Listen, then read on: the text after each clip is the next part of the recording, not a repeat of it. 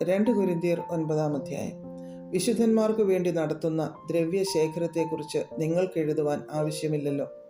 അഖായ കീഴാണ്ട് മുതൽ ഒരുങ്ങിയിരിക്കുന്നു എന്ന് ഞാൻ നിങ്ങളെക്കുറിച്ച് മക്കെദോന്യരോട് പ്രശംസിച്ചു വരുന്ന നിങ്ങളുടെ മനസ്സൊരുക്കം ഞാൻ അറിയുന്നു. നിങ്ങളുടെ എരിവ് മിക്കവർക്കും ഉത്സാഹ കാരണമായി തീർന്നിരിക്കുന്നു. നിങ്ങളെക്കുറിച്ച് ഞങ്ങൾ പറയുന്ന പ്രശംസ ഈ കാര്യത്തിൽ വ്യർത്ഥമാകാതെ ഞാൻ പറഞ്ഞതുപോലെ നിങ്ങൾ ഒരുങ്ങിയിരിക്കേണ്ടതിന് തന്നെ ഞാൻ സഹോദരന്മാരെ അയച്ചത്. അല്ലെങ്കിൽ പക്ഷേ മക്കെദോന്യർ എന്നോടുകൂടെ വരികയും നിങ്ങളെ ഒരുങ്ങാത്തവരായി കാണുകയും ചെയ്താൽ നിങ്ങൾ എന്നല്ല ഞങ്ങൾ തന്നെ ഈ അതിധൈര്യം നിമിത്തം ലജ്ജിച്ചു പോകുമല്ലോ. ആകയാൽ സഹോദരന്മാർ ഞങ്ങൾക്ക് മുൻപായി അങ്ങോട്ട് വരികയും നിങ്ങൾ മുമ്പേ വാഗ്ദത്തം ചെയ്ത അനുഗ്രഹം പിശുക്കായിട്ടല്ല അനുഗ്രഹമായിട്ട് ഒരുങ്ങിയിരിപ്പാൻ തക്കവണ്ണം മുമ്പുകൂട്ടി ഒരുക്കി വയ്ക്കുകയും ചെയ്യേണ്ടതിന് അവരോട് അപേക്ഷിപ്പാൻ ആവശ്യം എന്ന് ഞങ്ങൾക്ക് തോന്നി. എന്നാൽ ലോഭമായി വിതയ്ക്കുന്നവൻ ലോഭമായി കൊയ്യും, ധാരാളമായി വിതയ്ക്കുന്നവൻ ധാരാളമായി കൊയ്യും എന്ന് ഓർത്തുകൊള്ളുവിൻ. അവനവൻ ഹൃദയത്തിൽ നിശ്ചയിച്ചതുപോലെ കൊടുക്കട്ടെ. സങ്കടത്തോടെ അരുത്, നിർബന്ധത്താലും അരുത്.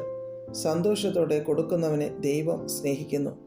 നിങ്ങൾ സകലത്തിലും എപ്പോഴും പൂർണ്ണ തൃപ്തിയുള്ളവരായി സകല സൽപ്രവൃത്തിയിലും പെരുകി വരുമാറ് നിങ്ങളിൽ സകല കൃപയും പെരുക്കുവാൻ ദൈവം ശക്തനാകുന്നു.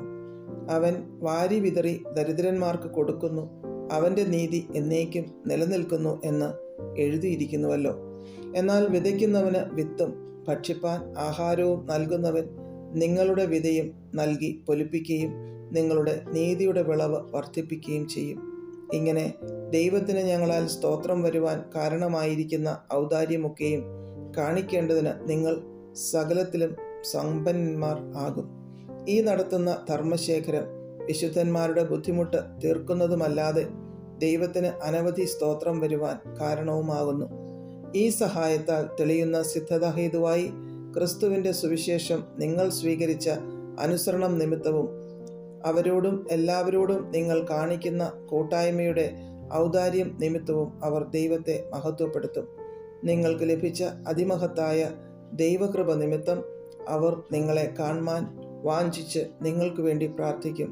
പറഞ്ഞു തീരാത്ത ദാനം നിമിത്തം ദൈവത്തിന് സ്തോത്രം.